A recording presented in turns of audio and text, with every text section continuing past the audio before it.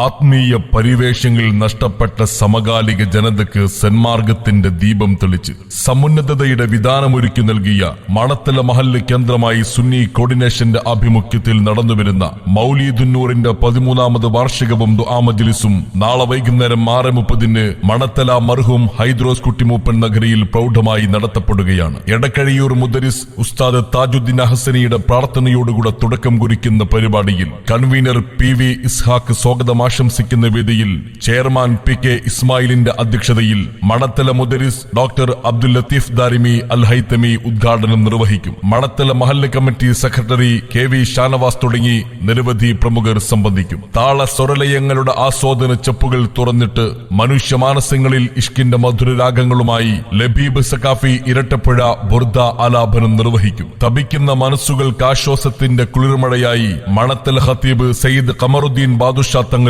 മൗലിദുന്നൂറിനും ദുആ മജ്ലിസിനും നേതൃത്വം നൽകും. നിരവധി പണ്ഡിതരും സാദാത്യങ്ങളും സംബന്ധിക്കും. ഏവരുടെയും സാന്നിധ്യത്തെ ക്ഷണിക്കുന്നു, സ്വാഗതം ചെയ്യുന്നു. നാളെ വൈകുന്നേരം 6:30 മണത്തല മർഹൂം ഹൈദ്രോസ് കുട്ടി മൂപ്പർ നഗറിലേക്ക്.